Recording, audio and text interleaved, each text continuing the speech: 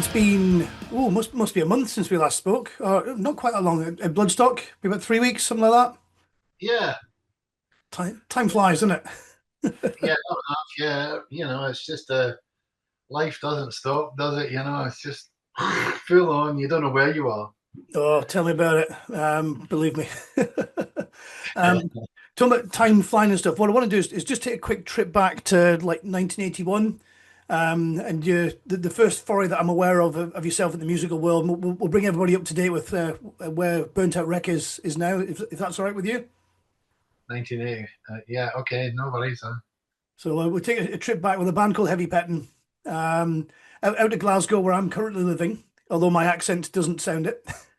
Yeah, yeah. And you released a couple of albums with that band as the drummer, um, and the main songwriter as well. I have to say, you wrote most of all the material for that band as well. No, I co-wrote uh, along with Gordon Bonner. Gordon was a guitar player, Mm. and myself. We were together at school, and we came all the way up. Eventually, we did become Heavy Pettin, and yeah, it was myself and Gordon that were writing the tunes, and Mm. then gradually the other members started adding their their own material to it as time went on within the band. So that Mm. was kind of how the songwriting went for the band. So Ah, no, I wasn't the main songwriter, but Gordon was, but I was his sidekick at the time. fair enough. Yeah, Like, my research said otherwise. So I do stand corrected. It's why it's always nice to talk to people, find it out from the horse's mouth, as it were. yeah, well, you don't want to get into trouble. Absolutely not. One of the other things I picked up, and again, correct me if I'm wrong on this one, but it's an interesting nugget if it is true. The first album from the band, Letting Loose, now that was produced by Brian May, who some people may be aware of in some other rock band or other. Um, Yeah, was that the first time he'd actually produced music that wasn't Queen's? I think yes. The reason that it happened was, you know, um, the record company were looking for people to produce their first album, and obviously getting signed up to Polydor at the time was a big, big deal for anybody back in the '80s. So they thought, right, let's try and get the biggest, best thing that we can get, or obviously without spending megabucks, and Def Leppard's producer possibly, which was every record company was after at the time. But so that would have been fantastic, but that would have been a lot of money. So anyway, so up steps Brian, and he had a bit of downtime from Queen and said, "I'm interested in doing something. I'm looking for a project," and he came along to rehearsals and kicked our ass a bit, in the rehearsal room, do it again, faster, just like, geez, what's going on? Mm. Um, we're fresh out of Glasgow, and all of a sudden we're getting hit by Brian May stood in front of you, and we're just in awe of Brian May, obviously, because we got pictures of him on our bedroom walls, for God's sake, as we're growing up, and now he's in a room with you. Yeah, so he just said, okay, yeah, I love it. And the rest is history. He produced the album along with Queen's producer Mac, and yeah, in London and in Munich. A month in London, a month in Munich, possibly more. Yeah. And yeah, that was the way that came about. Yeah, I mean that must have been quite an experience. Not just, I mean, everything landing there at once. You form the band, and then within a couple of years, you've got the Polydor signing, and then not only have you got Polydor signing an album contract, but have the guitarist from Queen do all the work for you. I mean that must, for a young band at that time, that must have just absolutely blown you away. Well, yeah, I mean, his skills in the backing vocal department are pretty self-evident if you Yeah. listen to the backing vocals and Heavy Pettin's backing vocals. I mean, we were always into that kind of thing because that's what we grew up on. So big choruses is always the thing. But then Brian sort of taught us how to layer it, and double up on the vocals, and that's individually, say, each who say a four-piece harmony or something, and then you're doing it like I'll do it, and then I'll do it again, and then the next guy will do it and do it again, and then sometimes the chorus would do it together, like, and then double it up until eventually you got all these different harmonies, and it's just sounding like bonkers. So yeah, it was great working with that man. Yeah, Definitely. it's almost like he's coming from a band that's known for doing lots of backing harmonies and multi tracks, isn't it? Strange that. Yeah, exactly. But but it worked, and that was it. And we were up into it, and we were capable of doing it. So there you go. He So didn't do it. yeah, He didn't. He just beat it out of us, yeah, you just shouted out you did the hard work. I mean, I'm a teacher for a career, so I mean, I know all about shouting at people and getting them to do all the hard work. I'm on Brian May's side. Yeah. So Heavy Pettin went through until like 87, 88, with I think three album releases, three album releases. Yeah, probably 89 would be call it a day, something. Yeah, Yeah. and then We had three albums. We had Let 'Em Loose, Rocky and Dead, and The Big Bang. hmm, Uh, so, yeah. reformed kind of briefly with the original lineup, 1998 with an EP, which came out, and now the band's back again with a different lineup because obviously you're now doing something else, which is interesting to see. I just happened to notice when I was looking, heard about you guys, Burnt Out Rag, and we're looking around and realised that the band that you formed back in the day has resurfaced more or less the same sort of time, which is interesting. Yeah. Um, I noticed that, yeah, they are out there. It's only Amy that's out there. The rest of the guys are just nobodies from nowhere. So, they're in the band, Yeah, and that's that really, So good luck to them, yeah. yeah, no, it's nice. At the end of the day, cracking music, giving it a chance to be to get played live again. You can't really complain about too much about that. And it's nice to hear the music given a chance to recirculate and be heard by new people again. So fingers crossed on Spotify you might get some pennies out of it. So finger with any luck. Yeah, yeah, no, not at all. Dream on. Yeah, What the heck? Polydor will be swallowing all that lot. But Burnt Out Wreck, the one that we're focused on at the minute, that kicked off in 2016. So you're almost on your 10-year anniversary, which would be a nice thing to celebrate next year. Yeah, Yeah, I'm assuming still plowing through doing a lot of the songwriting for that as well. I do all the songwriting for Burnout Rig, So yeah, and I have a great band around me, and we've had various members over the years come and go, Mhm. and now we're a four-piece, and I'm back playing rhythm guitar and a lead vocal, obviously, and yeah, it's finding my way back into that again. After not doing it for so long, I was a bit lazy, and I had two guitar players playing. Because I felt at the time that it's better visually, to have two lead guitar players out there, and then it gives me the freedom to move around the stage and Yeah. you know get people clapping or whatever, or singing along, and so when you've got the guitar around your neck, you're kind of static in front of the mics, and but it's it's working out. People seem to think that, all right, it sounds great, that'll do. So it's good. So it's like, yeah, it's good. So you mentioned back in Heavy Pettin, you were obviously doing backing vocals, same as everybody else was doing. Were you ever at that point kind of a frustrated vocalist? Were you ever thinking, I wouldn't mind getting to the front? Is that what's led to you fronting Burnt Out Wreck? Or was it just, this No, is not at all. for me? Not at all. I mean, all our lives, I was a drummer from I was 9, 10, 11. By the time we got to first year in secondary school, that was it. That was all I did. That was all I had in my head to do. Obviously, singing along to all the pop songs on Top of the Pops and growing up and stuff. Your mum's hairbrush and stuff like that. That all happened, and so that I always had the high backing vocal parts because I could do that. So, and then when it come to learning how to play guitar and then sort of delving into my first steps in songwriting, yeah. So you start writing songs, but not thinking, oh, I'm going to sing this or I'm going to be a singer. It's just I just wanted to be the drummer in Heavy Pettin. By the time we got to Heavy Pettin, that was me. We had found the band and we knew what we wanted to be, so we went out and tried to do our best take on the world, and yeah, we did. We had a good bashed it, but no, I didn't want to do that. Yeah, sure. When I got drunk up the pub or whatever, and people would say, "Come on up and sing an AC/DC song, Gary," and I'd be like, "Yeah, yeah, come on, let's do that." So I got up there and give it some large up there, you Mm. know, but only for that kind of thing, for just for that, just for a laugh, but never to be serious, not until 19.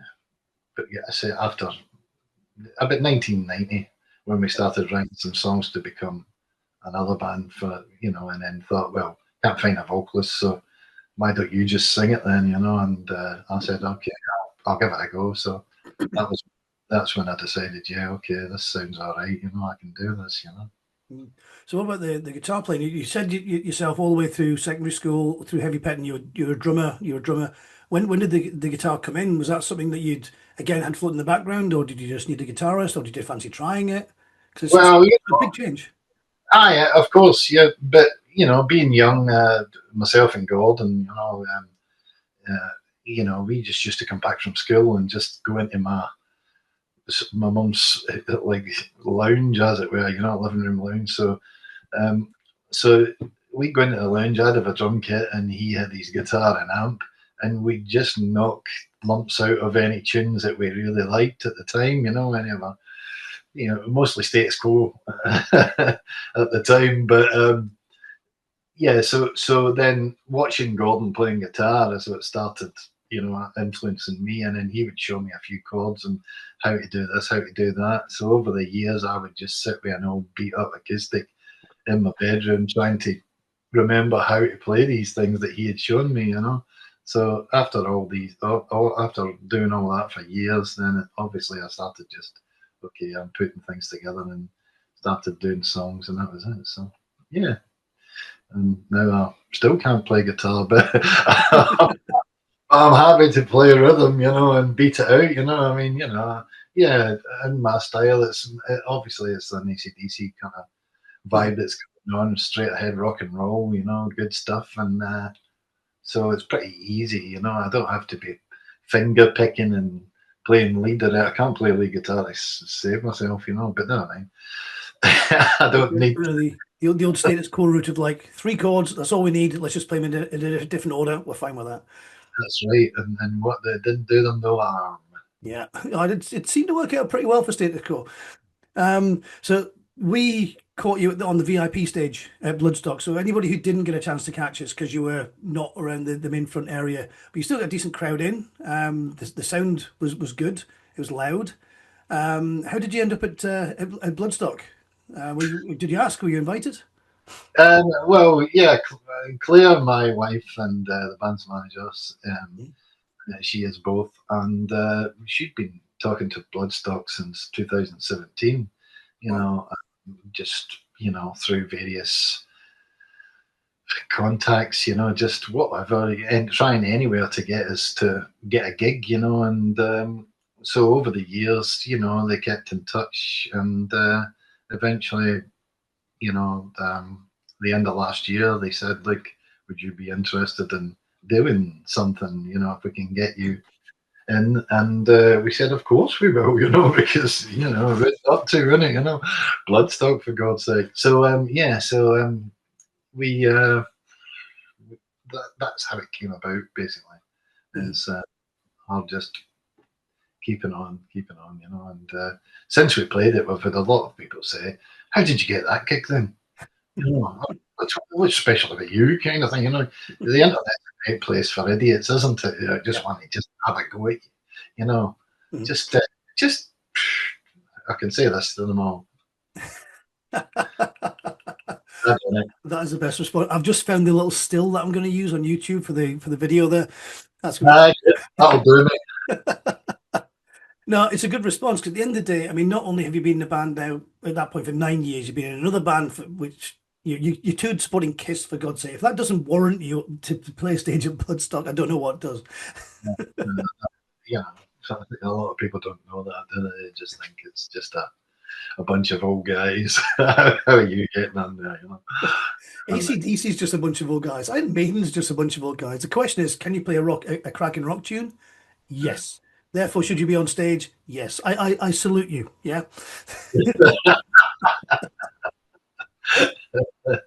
So, with the new band, you mentioned there's been a change in lineup with, or a few changes in lineups with Burnt Out Wreck. How did you Yeah. actually meet the current band members? How did you settle on the lineup you have now? Because I mean, Um, our first band was a school friend, so yeah, that's right. So, went in and recorded Swallow, the first Burnout Rick album, mhm, and then thought we started letting people hear it, and they were saying, "Well, this is really, really good. You really need to go out live and play this," because that was not the intention, really. The intention was just to go and record songs that I knew that were good songs. So I hated the idea of them just not being alive in the world and just being in, lying in a box under your bed on a cassette or something from some of them from days gone by, and so yeah, just that. So we thought, right, we better just see if there's anybody about that could actually make up the band, and we were lucky enough to get a full band of people, and yeah, it just came about that way. So from the original band of from 2017, say, we still got Al playing bass, and we've still got the drummer Paul. yeah, Paul Gray, unfortunately, his name is, so everybody thinks he's a famous something else drummer yeah. who's died now. So, and he gets hit with that all the time. So, but never mind. So, and on guitar, lead guitar, we got a young guy who's nearly half my age from up there in Scotland, and he is called Andy McLaughlin, Mhm. and he's a fantastic guitar player. You just have to keep a big pointy stick handy just to keep him in line. He likes to go off the rails. He says, "Stop it! This is rock and roll. You keep it straight." Should get a sharp rod for him. So again, talking about the history, you've been through the era of a record deal being a big thing, releasing stuff on vinyl, releasing stuff on cassettes, and Yeah, doing the big touring and having to work your way through the support slots and so forth. Music's changed a hell of a lot in the last, I would say 15, 20 years in particular. The big shift from physical media to the whole streaming bollocks to the point where bands are now going back to selling physical media again. How what's your viewpoint on all these changes? What do you think was a classic? Which one is best? Is nowadays good because more bands can get out there and get heard, or was it better in the old days where you really had to get that bit of luck to get heard? Which is there a balance somewhere that we could maybe aim for? good. It's People a big say this. question. It is a big question, and it's like, I don't know, I mean, the internet is absolutely brilliant, obviously, because as soon as you put something out there, it's right and it's round the world instantly. It's not, not. I'll read about it in a wee tiny ad in the corner of Sounds paper from the mid to late 70s. Like that's how things in Kerrang. You get about 2 lines or something with your name at the start of it. Yeah. You know, if you were blooming lucky. But money wise in the 80s, yeah, money was no object. People were just chucking money at people, and they were just signing people up left and right for tens of thousands of pounds, and hundreds of thousands of pounds. But obviously, like you say, nowadays, that's just not the case. There is no music industry, I don't think. I think that's all went to shit. Mhm. Uh,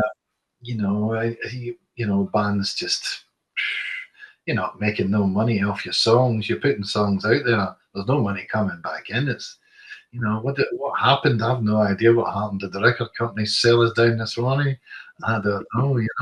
Did they know that the internet was coming? Did they know what iTunes was going to be? And somebody did. And just that was it. So one day you were getting advances, the next day you were getting bugger all because that's your life over. You can fend for yourself now. So yeah, it is a big question. everything that I have done here is self-financed, and that's the way that most bands are doing it these days, isn't it? They just on you go, But where does that money come from, and when does it end? Young bands, God forbid, man, how are they getting the money to do it? And they must have rich parents or something funding it, because you just can't. Let's go out and, like you say, physical. Like vinyl. We've never went to vinyl because it's just too expensive. We would never be able to. You've got to buy so many, and then we'd probably never sell that. No, and we, like you say, we've been going for what, nearly 10 years, so we don't have that amount of. I mean, don't get me wrong. There's people listening to Burnt Out Wreck all around the world. If you look at the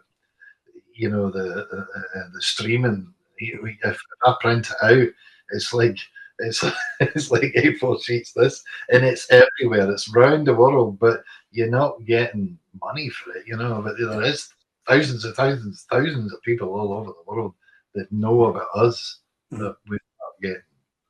Yeah, so how many would actually buy stuff? Yeah, so and I don't know about vinyl anyway. Does everybody really want vinyl?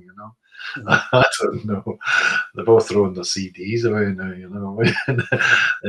They threw their albums away in the first place. So it's just somebody trying to make money, isn't it? Somewhere, let's do this. Mm-hmm. I have no idea. Don't ask me the question. I just sing in a band now and again. Well, talk about the money side of thing and the singing in the band. How could people support you guys? I mean, obviously, if people go to your gigs, that's a great thing. If people buy any of your merch, that's a great thing. So, where can we go to find out where you're playing? Where can we go to buy any of your merch? What have you got coming up? Yeah, there is a burntoutrec.com you can go to. That tells you where we're going to be playing and what we're up to, basically, I hope. If it's kept up to date. Obviously, there's the Facebook page, there's TikTok and Instagram. God, it's not me that operates any of that, I think my wife does more than that than me. If I go onto Instagram, I just think, what? How did I put this up here? I don't, I'm just terrible with it. I have zero interest in it. I'm just got too much else going on in life. Yeah, but anyway, that's why you hired a wife. Yeah. Yeah. So yeah, obviously we got T-shirts for sale, but it's all at gigs, mainly at live. It's not buy them online. We don't sell stuff like that. So have you got anything live-wise coming up at any point in the near future? First week in October, we're playing up in Edinburgh again. Played with Bannerman's last time. This time we're playing. I think it's called Rockingborough. I think it's called. Okay. Or Rockingborough. Probably Rockingborough to go with Edinburgh, really, isn't it, Gary? Yeah. But hey, come on, waking up. I've not had a drink yet. I'm only drinking water here, folks. Come on. I want my vocals on tea because my throat's killing me. Yeah. So yeah, we got that, and then I think the only other gig we got is Planet Rockstock later on in the year, which we're looking forward to down in Wales, and we've done it before, and it was a great gig. Freezing cold, mine, at that time of the year, but just gonna say, yeah. No, with the breeze coming straight off the sea. Yes, thank you. Yeah, that's what we need. But yeah, we're looking forward to that as well. So that should be really good. Yeah, I mean, like Bloodstock, that's a cracking event to be part of as well. Yeah, it was incredible. I mean, I think I said to you at the time, we were there, but we were just like so overwhelmed. It was just like, what's going on? Why are we? What all of a sudden we're here at this thing, and it felt so good because it's a proper big rock and roll metal festival, and it was great to be part of it. So that made a change. Yeah, and the folks from Planet Rock are really nice as well.